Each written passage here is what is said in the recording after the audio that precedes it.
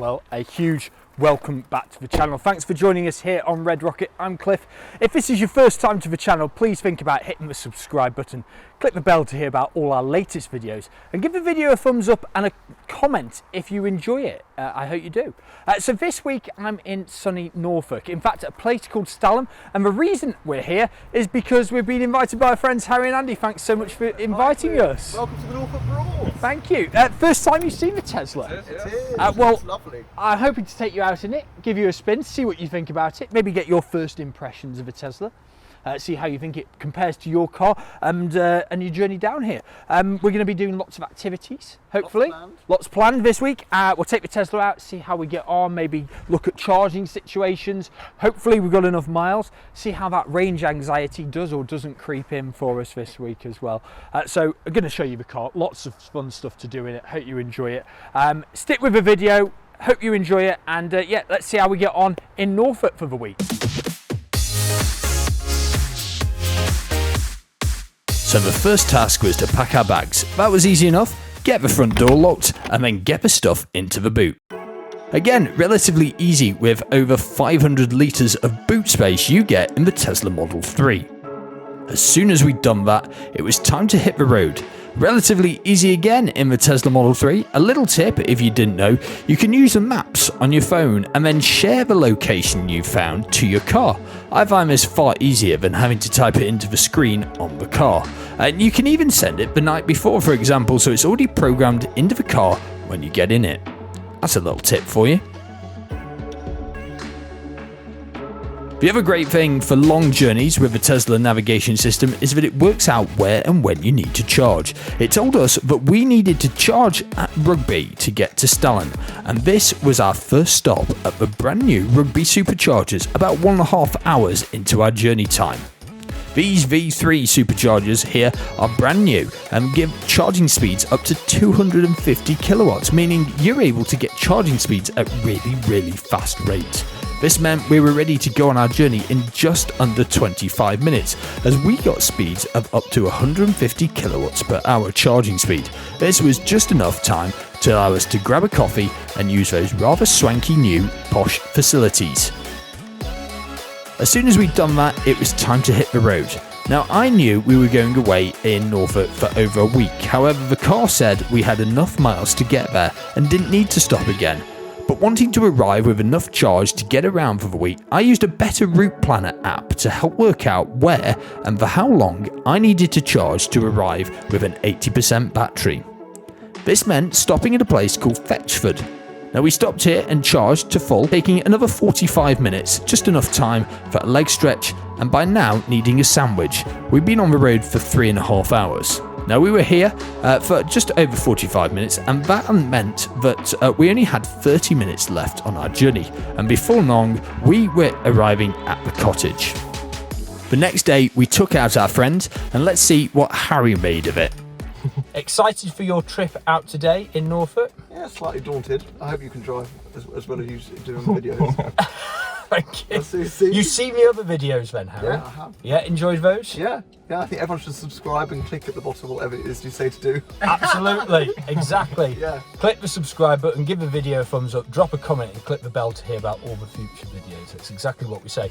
So, your first experience today, chaps, in a Tesla. Hope you're excited for it. I'm going to show you some of the features of the car, and hopefully you enjoy the ride and you're impressed with the speed that this Red Rocket shifts at. I'm sure we will be. So my new album's coming out in 2 weeks' time, and so I thought it'd be a wonderful experience to come and sit here and sing to you all in the back of this Tesla. So we'll It's try. well, it's like Carpool Karaoke. I know. Making my way downtown. I can't remember the words. If you want my honest review, I do actually think it's very well made inside. I wasn't expecting the leather to be so well finished. It's plastic, yeah. Oh, is it plastic? Well, it's vegan, so it's. Oh, in other words, it's and I think the plastic. threading on it, what's it called? The the Stitching. stitching's very good. I like that. So this is your first time in a Tesla, Harry? Yeah?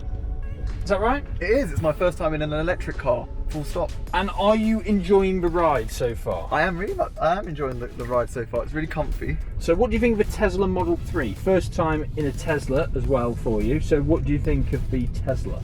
I really do like the Tesla. I thought it was going to be a bit plasticky and a bit sort of tinny on the inside, but it actually is really well finished.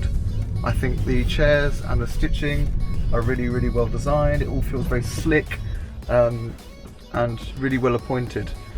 I think it's nicer than the interior of an Audi, say, and I like the simplicity of the dashboard. I think it also, when there's like fewer buttons, you actually it kind of avoids distractions in a way. I like the fact that it's quiet as well. Yeah. So we're going to do a acceleration in a second. Gosh. So you can tell us what you think compared to your usual combustion engines in terms of the performance, how you think that differs. Yeah. Oh wow. It almost seems to go quieter the more you put your foot down. It's weird. It kind of makes a sort of slight buzz, doesn't it? You know, like a like an engine word. Yeah. Like, yeah. God, you do go back in your seat though. Yeah. Yeah. Comfortable ride though back there. Very comfortable. There's quite a lot of leg room. The seat actually, even though it looks flat, you do feel like you're in a bucket, which is nice. Yeah. A nice bucket seat. Nice bucket seat stuff, and plenty of room back there for you, because obviously two chaps back there. In some cars, you still be quite tight for space. Thanks. Do you think that you could get a third person in the back there comfortably, or I wouldn't really or not? want somebody sitting in the middle. No. If they were a short person or a thin person, which is rare these days, they might be able to fit there. But I think two is far more comfortable. But we've got the aircon in the back as well, which is really nice. And what I noticed yesterday was that the aircon kicked in when the door was shut, and when you open the door, it sort of like it eases off a bit, which is quite interesting in the back. I do like it. And also, what's quite nice is you're not. In some cars, when you're sitting in the back and you're talking to the people in the front, you can't hear what they're saying. Yeah. And you feel like it doesn't really feel like that. It all feels like quite, that you can hear what one another is saying. Okay, well we're in a average speed check area, so naturally we're abiding by the speed limit, and you're probably not going to really benefit from feeling that full acceleration that you can get with the Model 3. But as soon as we hit a national speed limit area, we'll see what you think of that and try and record your reaction as you experience that instant torque on the national speed. I think what's odd is highway that, road. you know, like in an automatic or even in a manual, you obviously feel the change of gear, which does kind of change that. There's almost like a stop, isn't there, when you're going faster? Whereas in this, it just keeps going, which, it does feel like a rocket.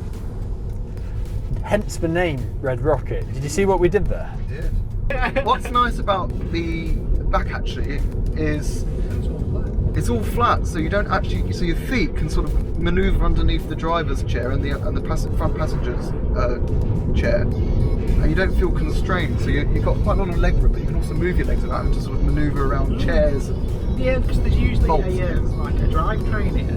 Oh, is there? To the back wheels or not? Oh, yeah. I'm not sure.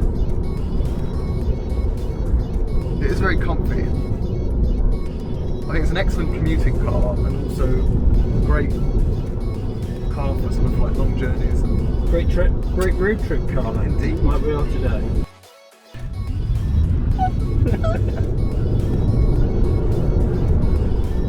Wow. Oh, it's quite breathtaking really, because you get pulled back into your seat. Yeah. And the car keeps going, you're not changing gear, there's no automatic change of gear. So it just keeps going. So it's a bit sort of nerve-wracking actually at first, but also quite thrilling. I've never had this experience in a car before. The next day we stopped at a place called Holt, a rather nice town about 30 minutes from Stelham. Holt has a number of council car parks, and I was able to use the app Zap Map to identify which car park had charging facilities. Now these chargers you simply tap with your payment device at the reader and you're off. As you see, these ones were meant to be chargeable, but actually to date I've yet to receive any bill. So while we charged, we grabbed a quick pasty in town and a quick mooch, and quite a nice walk around this rather quaint town in Norfolk. If you're planning on going, put it on your list. The next day, we didn't need the car. Right across the road was a boatyard, and so we thought it'd be good fun to have a day on the river. We hired a day boat. You can get these for about £75 for around 4 hours, just enough time to check out the Broads and visit the local pub for a bit of lunch. The next day we took the Tesla out up to a 1940s style tea rooms called Poppyland, a nice quirky change to the other coffee shops we've been to. Then we drove another hour on to Cromer, the home of fish and chips and slot machines. Who doesn't love a two-piece slot machine anyway? We even had a few wins. Finally we went to a town called Aylsham and got the Buell Valley Miniature Railway. It's fair to say we nearly done all the transport this holiday: electric cars, boats and trains. In fact, we covered over 500 miles in the Tesla, only needing to stop to charge twice with a top-up in the week. In total, it's cost me nothing to charge this Tesla.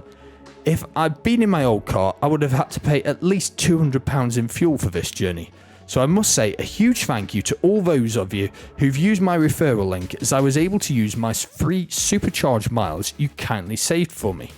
It's really helped me out, and if you're thinking of getting a Tesla, don't forget to use someone's link yourself, because you'll get 1,000 free supercharge miles, as will they. Feel free to use mine if you need one. I'd be really grateful, as it helps me to get out and about and use the car to do videos just like this for you. I hope you've enjoyed the video. Until next time, take care.